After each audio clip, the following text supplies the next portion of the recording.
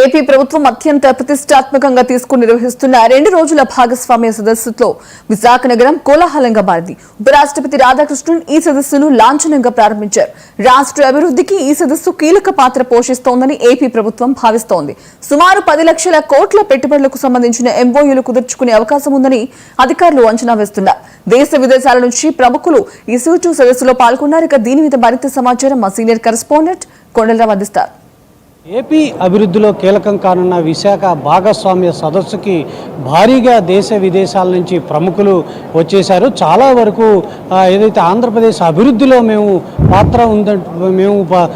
పాత్ర పోషిస్తామంటూ కూడా చాలామంది ఎంఓయూలు చేసుకున్న నేపథ్యం కనపడుతుంది. ఇప్పటికే ఏదైతే మొదటి రోజు ఉపరాష్ట్రపతి సివి రాధాకృష్ణన్తో పాటు కేంద్ర మంత్రి పీయూష్ గోయల్, ముఖ్యమంత్రి చంద్రబాబు నాయుడు, రాష్ట్ర మంత్రులు, మరికొంతమంది కేంద్ర మంత్రులు కూడా ఏదైతే ప్రారంభోత్సవ కార్యక్రమానికి వచ్చి ఘనంగా దీన్ని ప్రారంభించడం జరిగింది. మొత్తంగా 1,00,000 కోట్ల అభివృద్ధిలో భాగంగా ఏదైతే ఎంఓయూలు చేసుకునే విధంగా కూడా విశాఖ భాగస్వామ్య సదస్సు వేదికైంది. 2 రోజుల పాటు జరిగే ఈ సదస్సులో మొదటి రోజు భారీగా ఎంఓయూలు కూడా చేసుకున్న నేపథ్యం కనపడుతుంది. ఇక్కడ చూడొచ్చు మనం ఏదైతే ఇక్కడైతే నమూనా చేపట్టారు.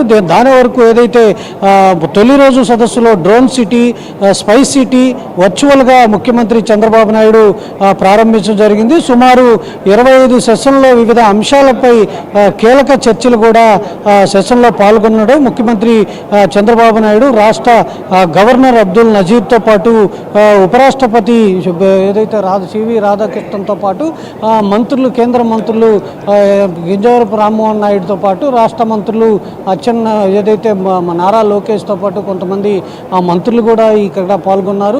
భారీగా ఎంఓయూలు చేసుకుంటున్న నేపథ్యంలో మొదటి రోజు చాలా అద్భుతంగా ఏదైతే భాగస్వామ్య సదస్సు జరిగింది. రేపు 2వ రోజు కూడా ఈ సమావేశంలో భారీ ఎంఓయూలు చేసుకునే నేపథ్యం ఉంది. మరోవైపు అటు మంత్రి నారా లోకేష్ ఒకవైపు బిజీగా మీటింగ్లు ఏదైతే ఎంఓయూలు చేసుకుంటారో, మరోవైపు ముఖ్యమంత్రి చంద్రబాబు నాయుడు కూడా ఎప్పటికప్పుడు ఏదైతే ఇన్వెస్టర్లు కలిసి ఎంఓయూలు చేసుకుంటున్న నేపథ్యం అయితే ఆ మొదటి రోజు కార్యక్రమంలో జరిగింది.